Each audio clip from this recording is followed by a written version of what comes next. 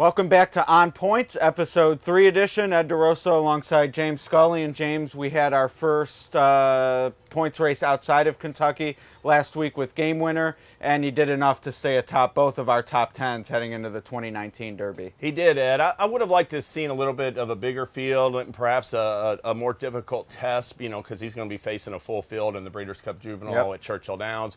But you had to be impressed by the way he won, the way he finished in the stretch. He came home pretty quickly, ran like almost a second faster than the Chandelier for two-year-old fillies later in the card. And just, it's only his third start, two-turn debut. A lot of positives with Game Winner, and he's obviously a talented two-year-old for Bob Baffert. Yeah, no question. And I would expect him to be the Breeders' Cup Juvenile favorite. We do have some deep fields, speaking of full fields, that we'll get to with the Futurity and the Champagne, but just looking there, unless someone just completely airmails at a shortish price, I think Game Winner will be the favorite. Yeah, definitely. And, the thing with Game Winner, too, is that he's versatile. He raced up close to the pace in that American Pharoah, but he rated off the pace in his Belmont Futurity win. So, that kind of tractability is an asset with these young horses. And we talked about it last week. He's really bred to go two turns, longer distances. All right, well, we'll see how he fares here. Looking forward to seeing him beneath the Twin Spires for training. But we do have 2 more points races this weekend, which will definitely put that Breeders' Cup Juvenile, which is worth 20 points to the winner, in sharper focus. The Breeders' Futurity at Keeneland, which we guessed on episode 1 that it would get 14 horses, and it did. And then the Champagne drew a solid field of 10. And even though the hopeful winner from Saratoga is at Keeneland, I think the Champagne top to bottom is a stronger field. I agree with that. You have 2 Chad Brown trained maiden winners, especially Complexity, could be the favorite in that race. Obviously, Call Paul was impressive winning the Saratoga Special. And then we have other horses that are on top 10 Derby lists at KentuckyDerby.com and endorsed, and Trophy Chaser you have on your list, and Code of Honor for Shug McGahee. So a very deep field, a lot of really good-looking maiden winners out of those Saratoga races. Yeah, and Trophy Winner is my pick for the Champagne, and we have a replay of his maiden win down at Gulfstream Park, which, since they've gone practically year-round, has actually had a pretty productive, I think, 2-year-old program down there in South Florida. And his maiden win was spectacular, not only visually, but it got a big Brisnet speed rating number, biggest among 2-year-old males so far this year in the maiden ranks. And I'm going to trust our numbers. I think it'll be the right price. I agree with you. Complexity and Endorsed and Call Paul all figure to take some money. It's a well-balanced group. I think we'll get the right price on Trophy Chaser's big number. Obviously, one concern, the big number came in the slot. Right. But he's by Twirling Candy. I like his pedigree, a Florida bred, and he's the thing also about that race, that after he won it real impressively, like you mentioned, he's come back with 2 real sharp-looking workouts at Gulfstream. So apparently, he's trained well out of that race, and obviously has some talent. It's gonna be intriguing. He went wire to wire in that race, and there is some speed in that field. It'll be interesting to see what kind of trip he gets. Complexity is a horse to beat in my eyes for Chad Brown, but I'm going to take a shot with his other runner, Aurelius Maximus, who in his first race hit the gate at the start, got off to a slow start, and ran third in a pretty salty maiden race. Came back, and he was in the slop as well, but I really liked how he drew off to a 7-length maiden win by Pioneer of the Nile. Longer distances, the better, and real promising horse. 1 of 2 for Chad Brown. Yeah, and Call Paul is interesting to me. Probably going to take some money.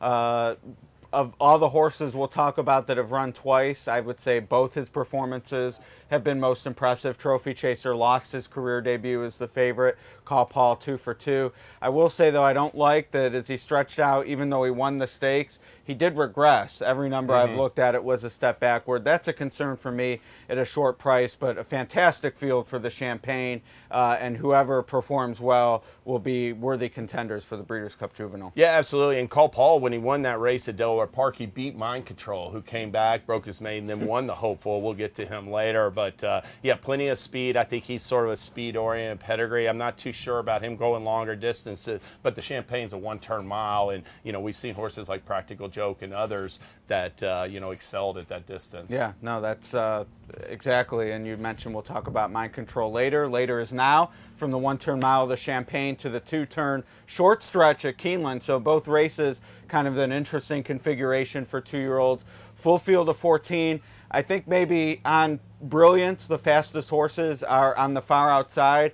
To me, that's enough of a handicap. I'm looking inside for the winner here at a better price. Yeah, I was going to be against Mind Control anyway off of that hopeful win. I thought he sort of, you know, I was a little bit suspect of that victory coming back in his next start. But post 13 really, I think, hurts his chances from out there. Standard deviation, a good-looking winner, a maiden winner for Chad Brown, but he got post 14 as you referenced. I'm going to go with Dreammaker in there for Mark Casse. I thought he was one of the most impressive 2-year-old maiden winners at Churchill Downs during the spring meet. He was entered in the first 2-year-old stake at Saratoga, and they scratched him out of that race, and then he didn't come back until the end of the meet. So coming back in that hopeful, it was a 3-month layoff.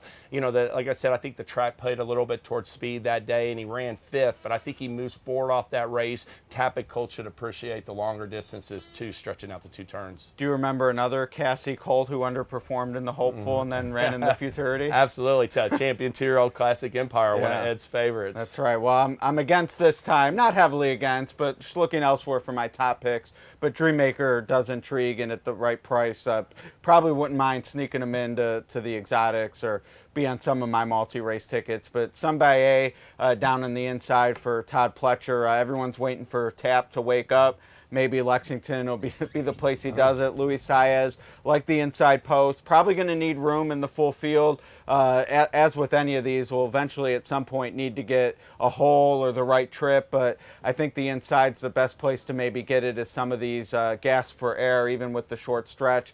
Luis Saez, a jockey I definitely trust. He's ridden at Oaklawn, which has a short stretch as well. So that horse interests me. And then just to his outside, Steve Asmussen going turf to dirt with Fluminense, which sounds like some sort of nasal decongestant. Not sure what the name deal is there, but I think that horse is interesting. Well meant at Woodbine, tons of trouble, was favored.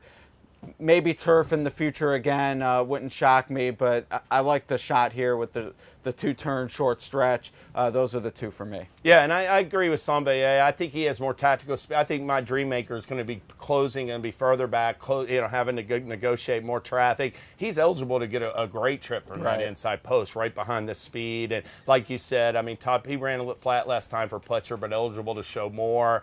And the Fluminense won on the closing day of the Churchill meet. Really loved that race. Was surprised to see him go to turf, but we'll see these 2-year-olds. These trainers will run them on dirt or turf, even if they are, you know, Monomoy Girl is a great example last year where she was running on the turf at 2. So I'm not going to take a negative view of that grass race. Look for him to run well on the dirt for Asmussen. Yeah, and Dreaming of Anna used a turf race at Woodbine to prep for the Breeders' Cup Juvenile Fillies here at Churchill. So yeah, I don't hold that against Fluminense. And he ran okay. I mean, he was favored. He should have won, but definitely some trouble. And it's a tall ask to ship north and surface change. So those are the 2 for me. Dreammaker, though, I would say is definitely a solid B.